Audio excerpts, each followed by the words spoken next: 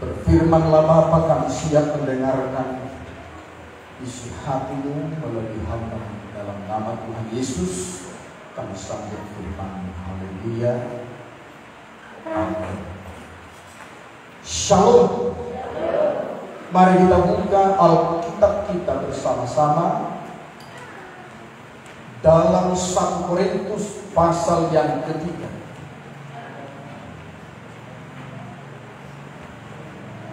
1 Korintus pasal yang ketiga, ayat yang ke-13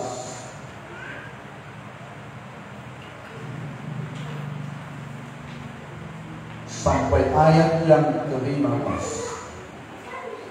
1 Korintus 3 ayat 13 sampai 15. Demikian firman Tuhan.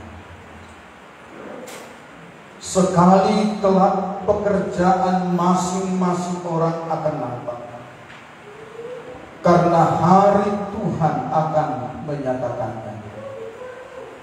Sebab ia akan nampak dengan api, dan bagaimana pekerjaan masing-masing orang akan diuji oleh api.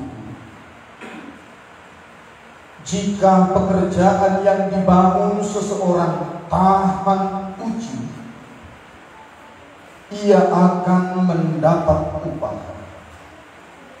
Jika pekerjaannya terbakar, ia akan menderita kerugian, tetapi ia sendiri akan diselamatkan, tetapi seperti dari dalam api. Jemaat yang dikasihi oleh Tuhan Yesus Kristus, dalam ayat yang ke-14 tadi saya baca ulang. Jika pekerjaan yang dibangun seseorang tahan uji, ia akan mendapat upah. Upah bagi orang yang tahan uji. Itulah tema firman yang akan kita renungkan dan bawa pulang dari rumah Tuhan. Upah. Berbicara upah itu sebuah pencapaian, hasil, sesuatu yang dihasilkan dari sebuah pekerjaan, dari apa yang kita lakukan dan kerjakan, kita mendapatkan hasil, kita mendapatkan upah. Jemaat terkasih, apapun yang kita kerjakan, apapun yang kita lakukan dalam hidup ini, saya percaya pasti mendapatkan hasil bila kita mengerjakannya dengan benar, mengerjakannya dengan baik, mengerjakannya dengan sungguh-sungguh. Saya percaya pasti ada hasil yang menanti di depan. Demikian juga dengan kehidupan tahan uji. Bila jemaat tahan uji atas setiap pergumulan, atas setiap persoalan, kesulitan, kesusahan, penderitaan yang terjadi atas hidup kita, tetapi kita menyambut baik,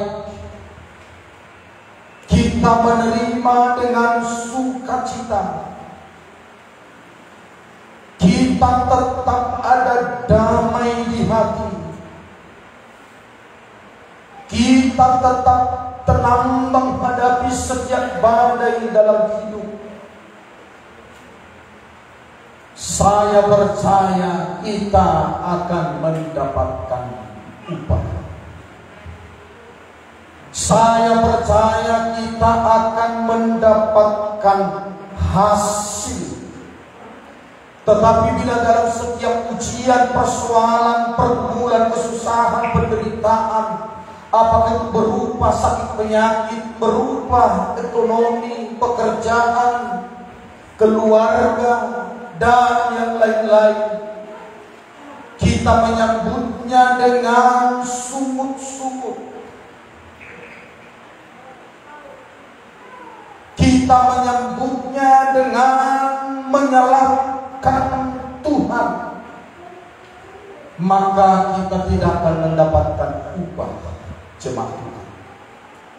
Tetapi kita akan mendapatkan kerugian sesuai dengan ayat-ayat firman yang baru saya baca. Namun itu jemaat terkasih, bila jemaat tetap kuat, tetap bertahan, bahkan malah mengucap syukur di balik setiap ujian yang datang, percayalah upah sedang menanti kita. Ada hasil yang akan kita terima. Dikatakan tadi bahwa masing-masing orang bila ia tahan uji, ia akan mendapat upah. Ia akan mendapat upah. Kemarin saya menonton sebuah tayangan dari internet, di mana ada seorang pengusaha, pemilik perusahaan, sedang mencari pasangan hidupnya. Tentu karena dia sudah kaya raya, berlimpah harta. Bagi dia seorang perempuan tidak lagi menjadi kriteria apakah perempuan itu punya pekerjaan, apakah perempuan yang dia cari itu punya penghasilan bulanan. Bagi dia itu tidak lagi terlalu penting, karena dia sudah punya harta yang berlimpah. Mungkin sampai ratusan keturunan pun tidak akan habis.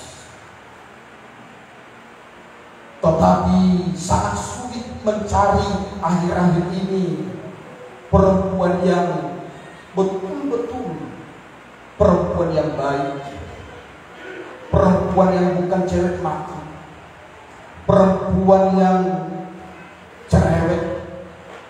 Bukan cerewet maksudnya perempuan yang bukan sombong.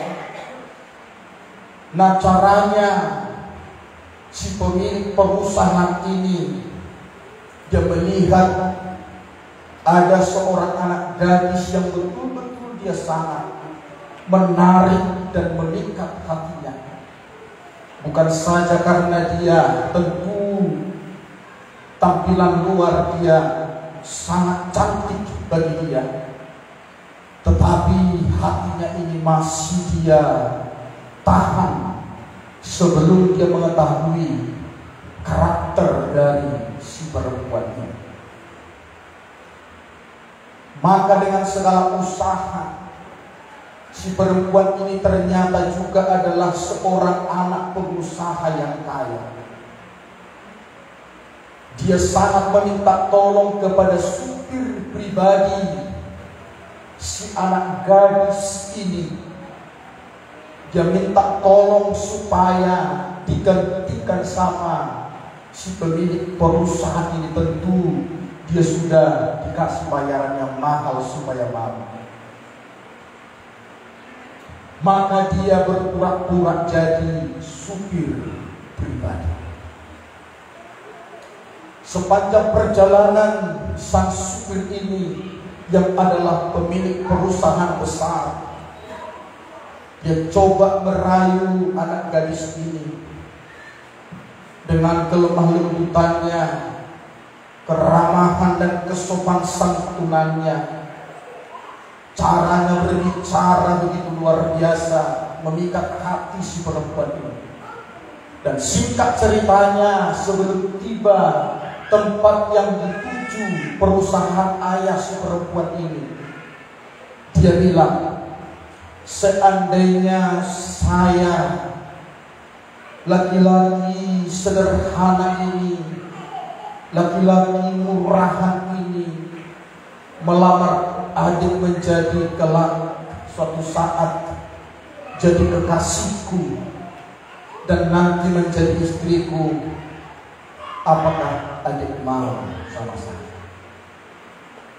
Tetapi mohon maaf, saya terlalu lancang mengucapkan ini, karena saya laki-laki yang tahu diri hanyalah seorang supir biasa yang penghasilannya sangat tinggi.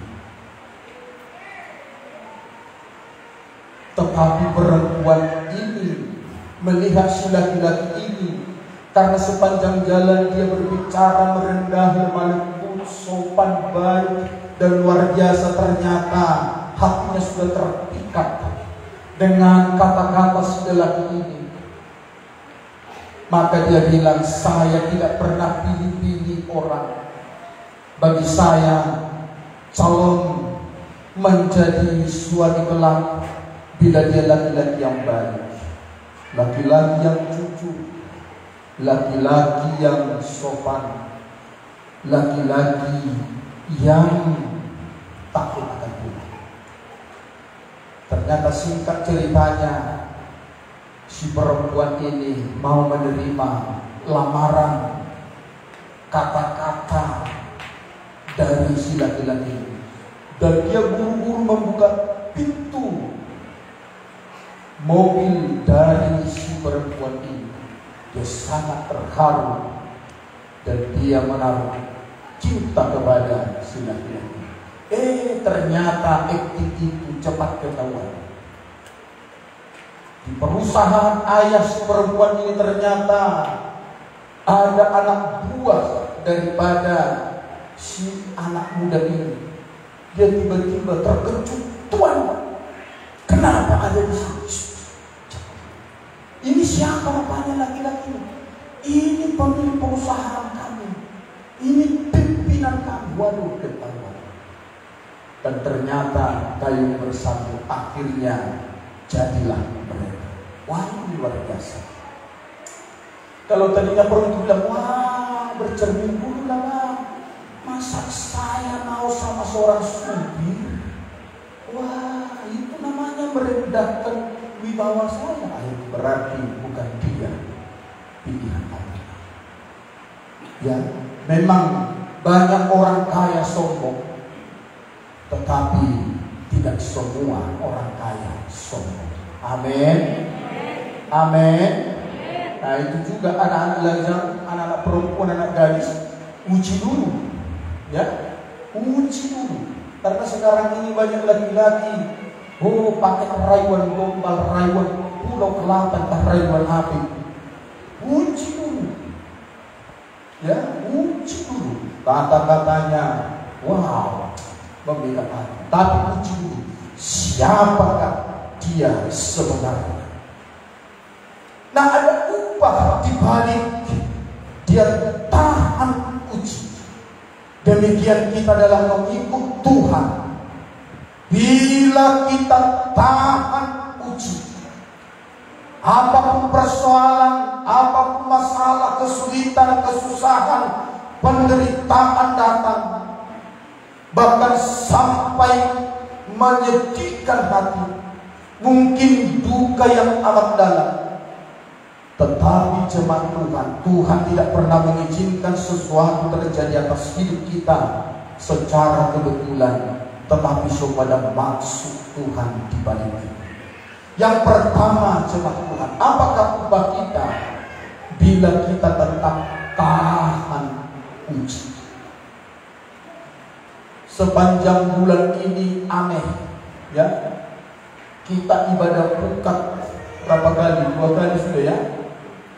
Ya, itu selalu hujan keras, gak tanggung-tanggung hujannya, ngamuknya luar biasa. Belum pernah saya selama di Tembung ini sepanjang jalan ini banjir berat. Ya, di saat-saat detik-detik mau ibadah dekat, hujan ngamuk. Wah, tantangan. Ibadah minggu pun baru ini sedikit agak cerah. Beberapa minggu ini selalu mau ibadah, ada hujan.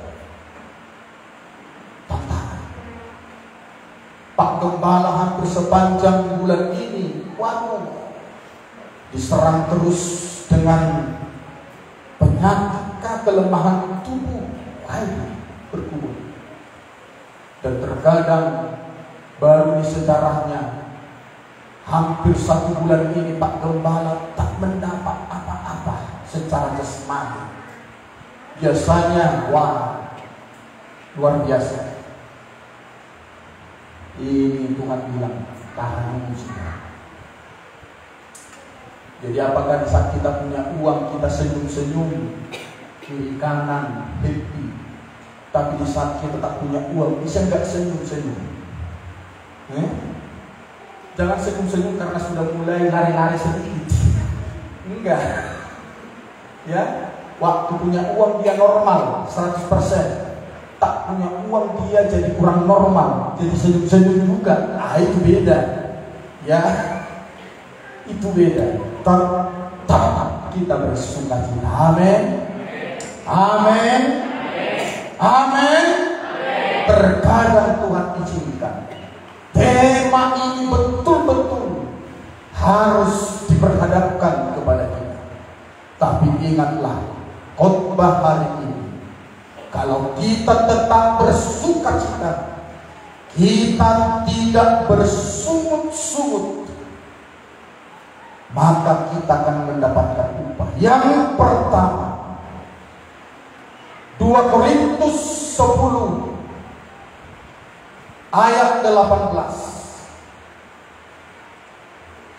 Sebab bukan orang yang memuji diri yang tahan uji, melainkan orang yang dipuji Tuhan.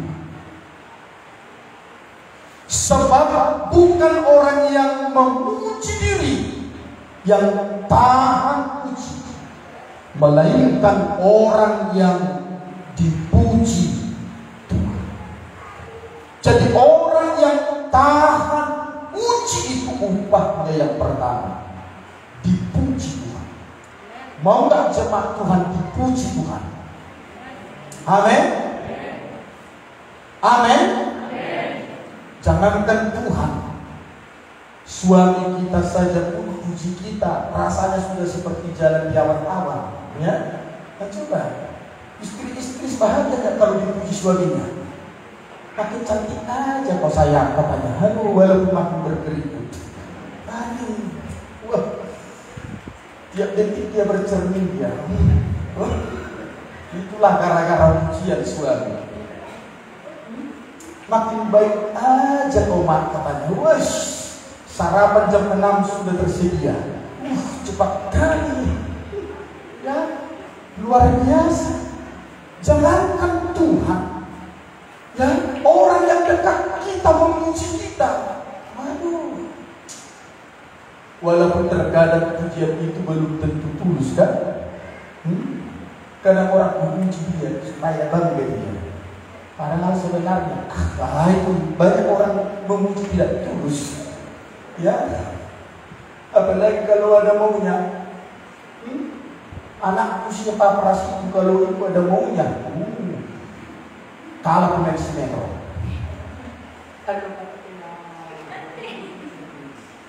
Dalam hatiku, apalah nanti akhirnya ini. Apalagi sama mamanya, wah, kalah bapaknya memuji mamanya, kalah. Saya kadang saya puji ibu gembala, itu pun yang di hatiku itu gak tahu. Kalau papras memuji, dipastikan itu pasti dapat. Ya, karena itu, ya, Bayangkan itu.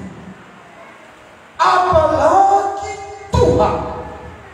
Kalau Tuhan sudah memuji seseorang, itu sudah lewat tahapan dari Tuhan. Itu sudah sempurna.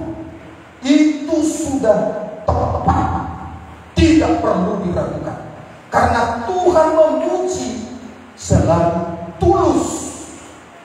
Tuhan memuji pasti kebenaran. Tidak ada kemunafikan. Tidak ada hal tertentu yang mendorong Tuhan sehingga dia memuji kita. Tuhan bukan mengambil hati kita, tapi Tuhan memuji karena itulah yang sebenarnya. Sama seperti kepada Ayub, Tuhan memuji Ayub kepada iblis. Tidak ada seperti hamba Ayub, demikian saleh, jujur, takut akan Allah, menjauhi kejahatan. Tuhan memuji Ayub kepada iblis karena memang seperti itulah Ayub yang sebenarnya. Tetapi jemaat Tuhan, orang yang tahan puji itu bukan berarti menunggu-nunggu pujian. Dia lakukan sesuatu supaya dipuji. Dia kuat menghadapi masalah, dia kuat menghadapi persoalan, dia kuat menghadapi ujian hanya dengan motivasinya supaya dipuji.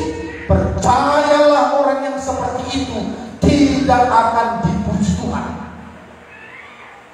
Karena dia menunggu-nunggu pujian. Dia melakukan itu bukan tulus supaya dipuji orang, supaya dilihat orang. Tapi orang yang tahan puji, dia tidak mengharapkan pujian dari siapapun. Orang yang tahan puji, dia tidak menunggu-nunggu pujian. Sekalipun yang dilakukannya orang tidak peduli, sekalipun yang diperbuatnya orang tidak kasih respon yang baik, tidak kasih pujian, orang yang tahan puji tidak akan terganggu dengan hal-hal seperti itu. Tetapi orang yang tahan puji tetap ada dalam pemandangan Tuhan, tetap ada dalam penglihatan Tuhan. Tuhanlah yang memuji dia. Makanya dikatakan orang yang tahan puji dipuji oleh Tuhan. Bukan hanya sekedar Tuhan angkat jempol, tapi Tuhan bangga, Tuhan bahagia, Tuhan senang melihat anak-anaknya tetap kuat menghadapi setiap pencobaan. Tuhan bangga. Oh, kalau Tuhan sudah kasih pujian, wah, itu luar biasa. Itu luar biasa.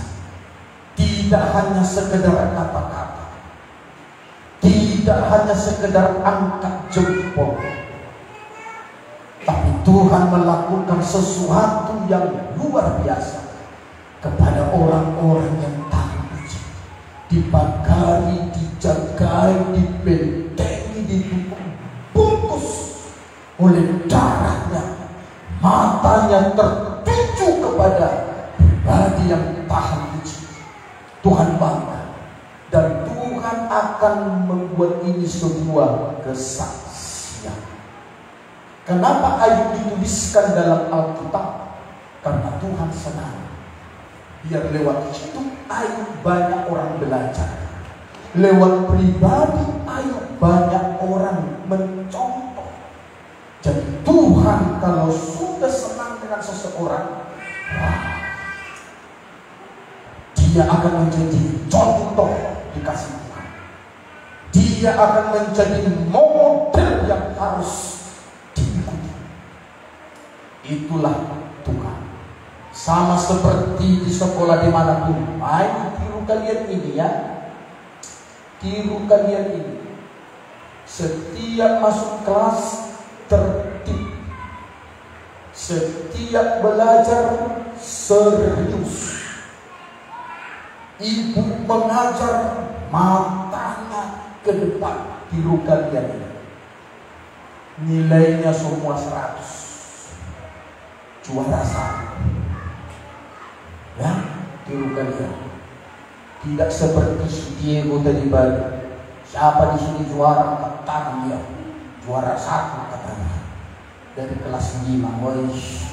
Maklum Tuhan di situ. Namanya anak-anak. Belum ngerti. Apalagi sempat urus sekolah minggunya angkat hadiah. Semua angkat tangan juara 1. Ya, namanya anak-anak. Tapi kalau sudah dewasa ngomong begitu, aduh. Hanya 2 ya. Ini sakit jiwa atau gimana? Ada ini pembohong. Nah, jemaat terkasih dalam Yesus Kristus, kalau Tuhan sudah memuji seseorang, tidak berhenti di kata-kata, tidak berhenti di jempolan tangan, tapi Tuhan jadikan dia jadi saksi. Tuhan jadikan dia jadi contoh. Tuhan jadikan hidupnya jadi teladan. Oh, luar biasa. Tuhan bilang, tiru si Ayub ini. Teladani Rasul Paulus hamba ini. Contoh kehidupan khusus. Lihat anak Daniel. Wah, bangga jemaat Tuhan. Ini juga ditiru bangsa kita. Cara menghargai, meneladani orang-orang yang hebat, berjuang tahan uji, mempertahankan negara kita Republik Indonesia. Oh, bangsa kita menghargai yang pertama, patungnya dibangun. Ini udah patungnya dibangun, namanya dijadikan jalan supaya orang tetap kenal. Wah, dia sudah mati ratusan tahun yang lalu, tapi namanya tetap dikenal. Jalan Lejen Jamil Ginting. Oh, pernah gak jemaat kenapa disebut jalan Lejen Jamil Ginting? Siapa Jamil Ginting? Jalan si singa Maharaja. Kita kapan nama kita bikin jalan?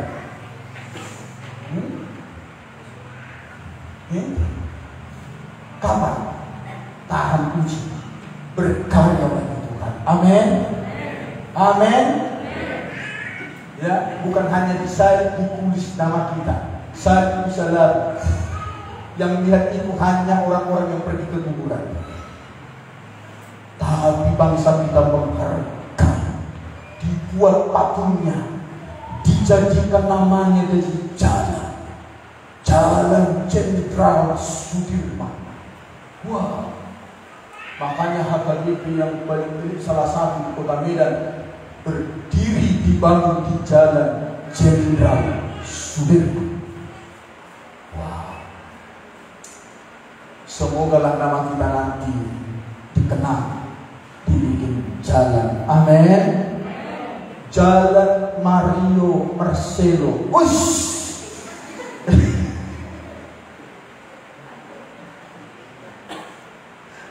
Jangan dikenal orang kita. Ini orang jalan-jalan. Waktu sebelum matinya suka jalan-jalan.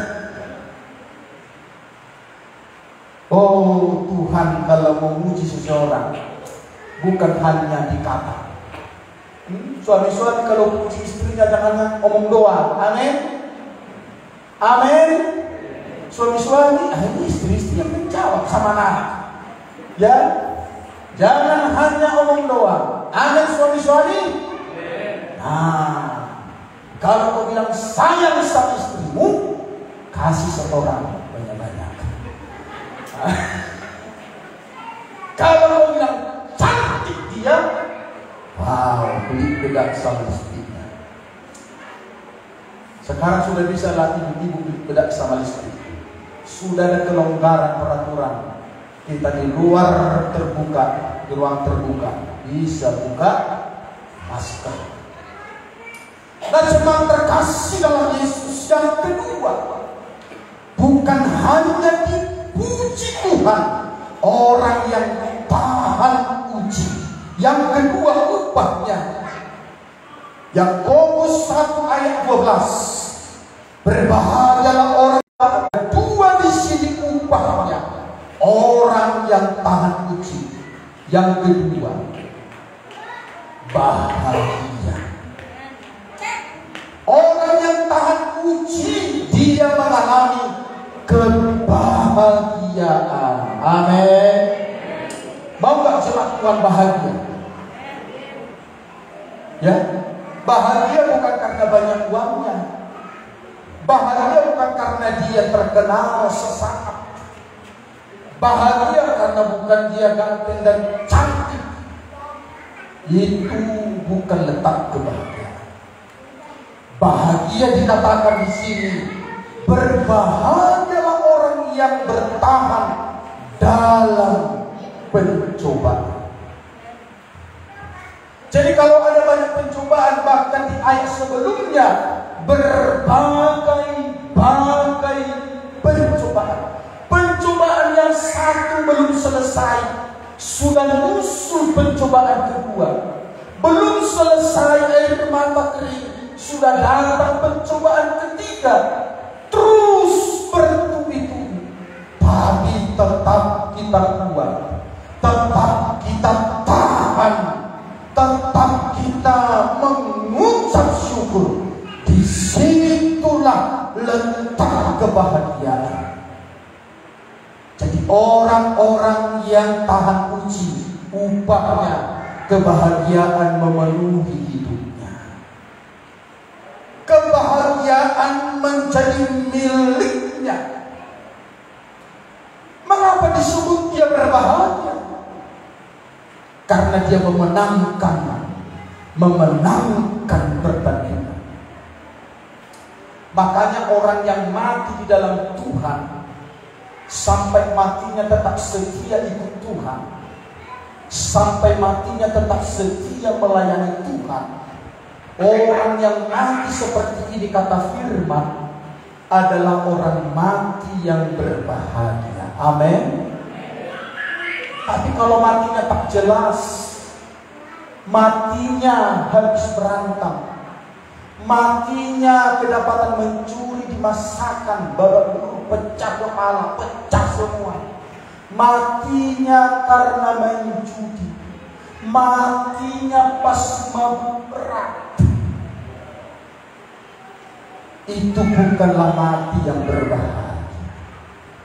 Sekalipun dia susah, miskin, menderita semasa hidupnya, tetapi sampai detik menghembuskan napas terakhir, tetap ditemukan dia setia, tetap ditemukan dia tetap percaya Tuhan.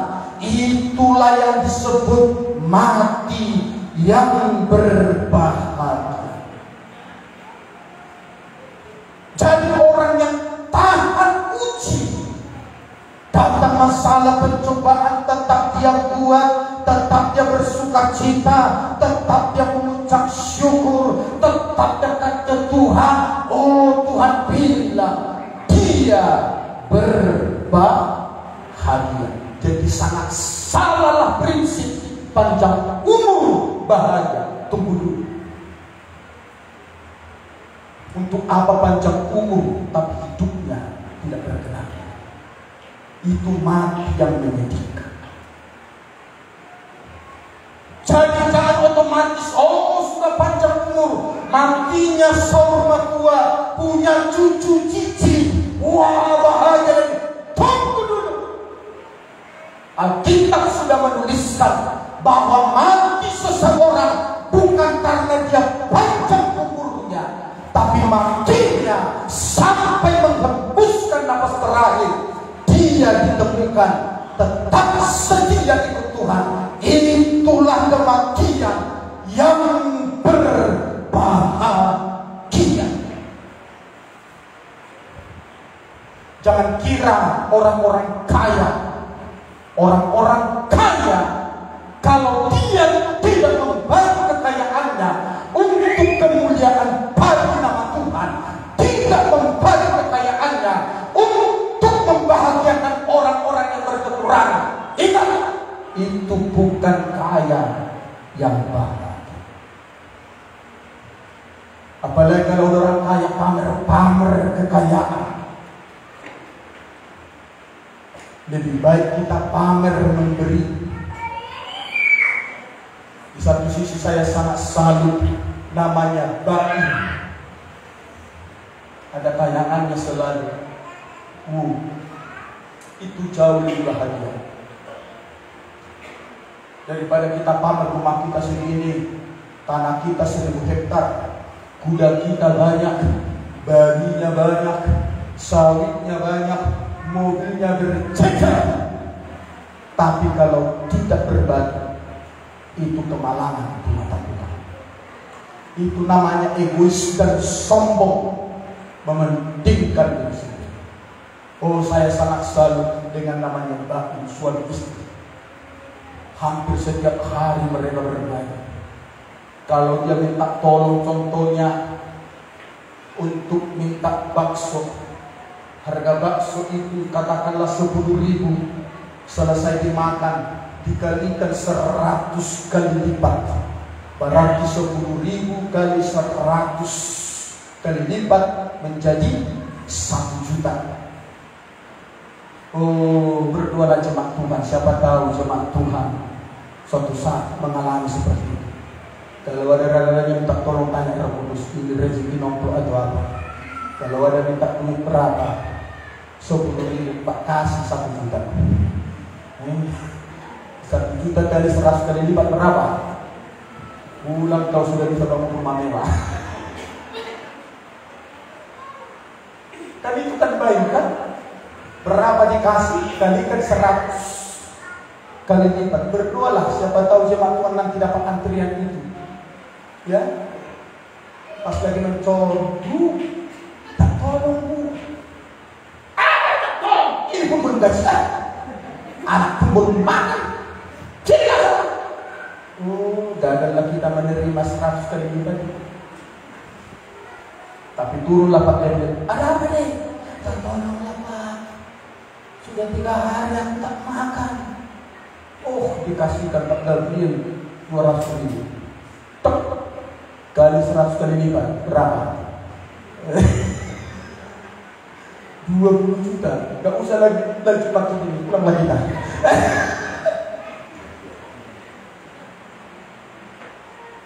Tapi kalau jemaat ngintip seperti itu, bisa-bisa gak dapat. Ini ngeri-ngeri sedap ini, seperti judul film sekarang ini. Sudah pernah gak jemaat Tuhan nonton film ngeri-ngeri sedap? Mak Angel mungkin sudah. Sangat viral ini. Maunya kita orang Batak wajib itu nonton film ngeri-ngeri sedap. Jangan hanya suka makan mie sedap, nonton film ngeri-ngeri sedap. Lagi viral sekarang itu begini. Ya, jemaat terkasih, bahagia. Tuhan bilang begini, lebih berbahagia memberi daripada. Kalau hukum dunia mana lebih pas? Jemaat lebih bahagia mana? Menerima atau memberi? Kalau kita jemaat tembuk pasti memberi. Amin. Amin. Ya, itu hukum. Kenapa ubah dia ya? Dapat sekiannya. Kenapa dia dapat 100 kali lipat? Karena apa? Karena dia memberi. Karena memberi kebahagiaan itu yang dihargai. Yang gak memberi, mana dapat? Sampai usul pesan kau sana kau. Cari apa kau sana? Kerja. Mana dapat? Jadi bahagialah jemaat Tuhan. Amin. Yang ketiga, upah orang yang tahan usaha. Dikatakan di sini menerima mahkota kehidupan. Jadi jemaat terkasih, orang yang tahan uji itu ada upah yang ketiga yang menanti. Ada hadiah, ada piala, ada mahkota. Oh, mahkotanya ini bukan mahkota sembarangan jemaat Tuhan. Mahkota yang akan kita terima kelak nanti di saat kita dipanggil Tuhan. Di saat Tuhan datang kedua kali menjemput kita, mahkotanya dari emas.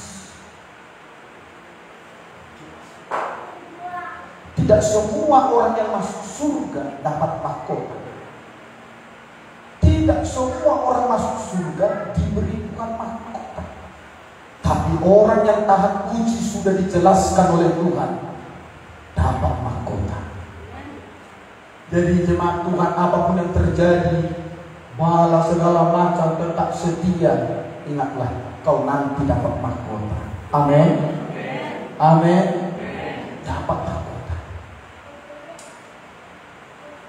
Jadi jemaat terkasih, tetaplah setia. Seperti lagu itu, saya mau iring Yesus, saya mau iring Yesus. Meskipun saya susah, menderita dalam dunia, tapi tetap setia ikut Tuhan, dapat mahkota. Mahkota kehidupan. Di dunia ini kita nggak dapat mahkota, tapi dapat hadiah, dapat piala. Saya belum tahu siapa juara se-Indonesia perlombaan itu PES Paral yang sedang diselenggarakan di Yogyakarta. Nanti saya akan tanya seorang teman pembawa kontingen Sumatera Utara ke Yogyakarta. Kebetulan kemarin saya diundang untuk memberangkatkan, mendoakan kontingen Sumatera Utara mengikuti PES Paral, Pesta Paduan Suara Gerejawi se-Indonesia. Oh, itu pialanya pasti, hadiahnya pasti besar. Kalau nggak salah tahun lalu juara umum dari NTT. Ini sepertinya kalau saya lihat di YouTube, tapi nggak tahu entah benar apa tidak. Kalau saya lihat dari tampilan di YouTube Papua Barat, wow. Sumatera Utara pun juga wow, tapi ada yang lebih wow. Memang jago-jago nyanyi orang Papua Batak Manado, memang jago-jago nyanyi. Suaranya tinggi. Ya. Tapi semoga saya tidak salah. Nanti saya akan tanya kedua kontingen, siapa juara umum Pesta Paduan Suara. Oh, kalau kita ke jemaat Rut, jangan dulu kita berharap juara. Juara di lokal saja pun kita masih tanda tanya besar. Juara setempuh saja pun kita tidak mampu. Ya, karena kita suara satu semua. Suara dua semua. Ya, memang waktu saya ikuti acara pemberangkatan itu, betul-betul ngeri-ngeri sedap melihat wajah-wajah yang penuh suara pun. Tidak ada yang paling jelek. Secantik-cantiknya jadi jelek tapi tak ampun. Memang itu rupanya ya.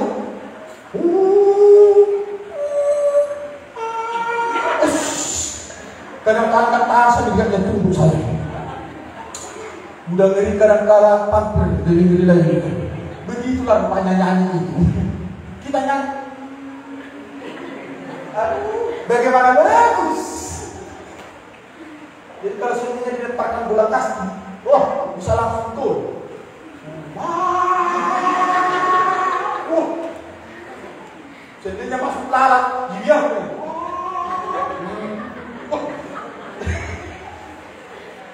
Iya serius ini. Saya bilang wajahnya. Apalagi sini kalau agak jelek, wah tak tahan dia. Sedangkan cantik saja ngeri. Ya, saya sudah lihat. Kadang-kadang saya nggak kuat melihatnya. Jadi berdosa saya nanti pikirku. Kebetulan saya duduk di depan.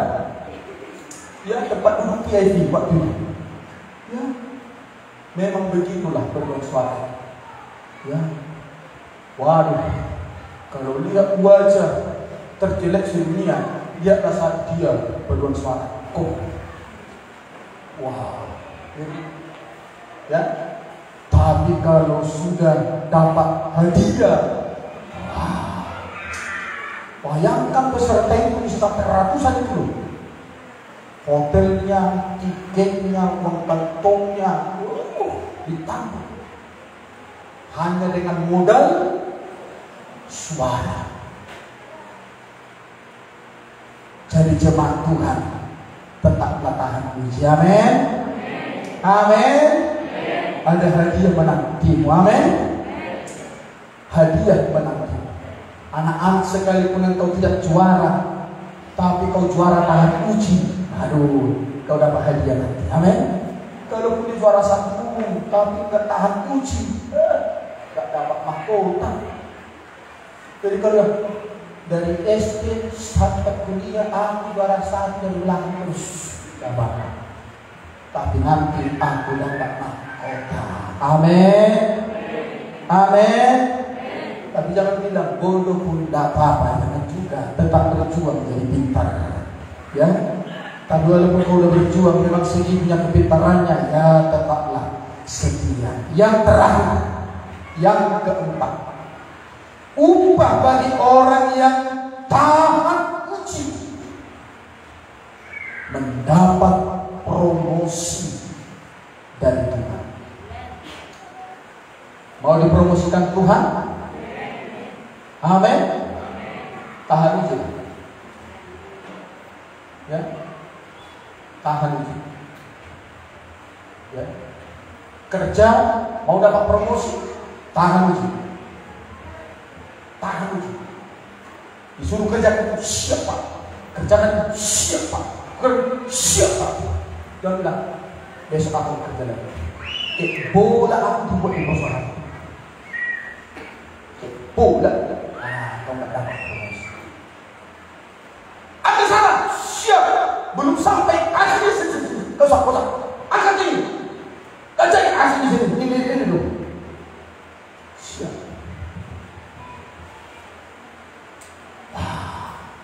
Dapat promosi.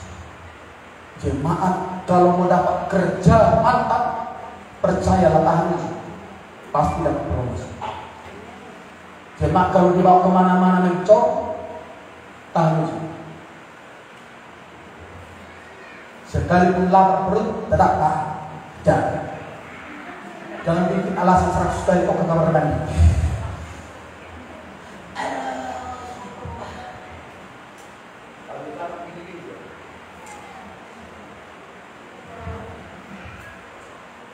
Impro tidak melihat, tapi Bapa di surga melihat. Kau bikin rugi besar kan? Tadi kau kerja, cecok, ligat, pasang perancang pun, yang gini-gini. Dari seluruh puluhan orang ini nomor 1 saudara mau. Pokoknya dapat. Yang pemalas banyak neko-nekonya, banyak cekuleknya, hanya kebetulan aja di bawah. Percaya daripada tidak ada orang, tapi orang yang tahu. Anak-anak di rumah harus tahan. Amin. Anak-anak, nampak kali kalian belum tahan. Cuci piring, iya. Iya katanya, tapi 5 jam lagi baru dikerjakan. Anak-anak di rumah kerjakan ini,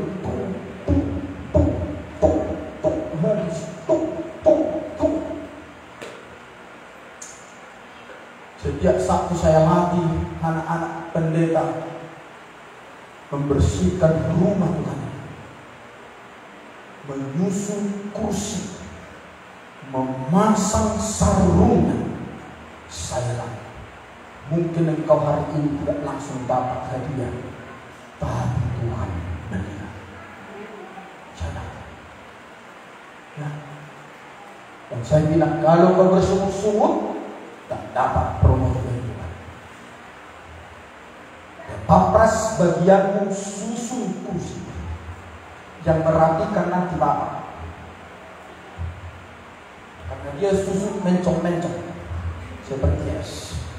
Jadi ada perlu bagian yang meluruskan. Bagian saya yang selalu meluruskan. Bagian yang papras menunjuk. Bagian si Tasya si Bella menyapu, mengepel dan memasang sarung. Bagian si Teresa berdoa syafaat supaya semua diberi kekuatan.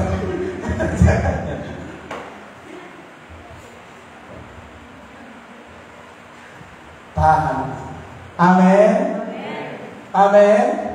Bayangkan bahagia loh, disuruh kursi dan apa semua itu berkatnya luar biasa. Jadi kalau jemaat pulang gereja, susun kursinya bagus, berkatnya luar biasa. Jemaat terkasih, orang yang tahan uji pasti dapat promosi dari Tuhan. Amin. Saya bahagia lihat si Yuni Dona langsung dia saya kemarin. Makasih pulang katanya. Dia kalau di luar gereja panggil saya pulang. Kalau di gereja panggil Pak Gembala. Saya sudah lulus diterima. Aduh, yang menjadi pergumulannya karena amplopnya ini jauh kali. Kalau ke Jambi masih dekat, ini ke Ambon. Tapi itulah puji Tuhan, ya, puji Tuhan, ya. Nanti jemaat dapat di mana? Di Swiss, lebih jauh lagi. Dapat di mana?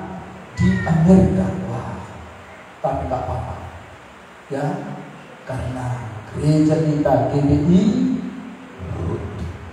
harus orang hebat. Bapaknya di Setiawat, tapi anaknya harus hebat. Amin. Tahan uji. Mari kita bangkit berdiri bersama-sama. Tetaplah setia. Apapun terjadi, sakit, tetap setia ke Tuhan. Ada masalah keuangan tidak lancar, hampir tidak ada penghasilan sepanjang minggu ini, tetap ke Tuhan. Tetap bersukacita. Tetap apapun yang terjadi, mau kita mengalami duka apapun itu, tetap tahan uji. Sebab kita pribadi sedang ditempa oleh Tuhan menjadi pribadi yang tahan uji. Engkau akan dapat pujian dari Tuhan. Anakku ini luar biasa. Tuhan menguji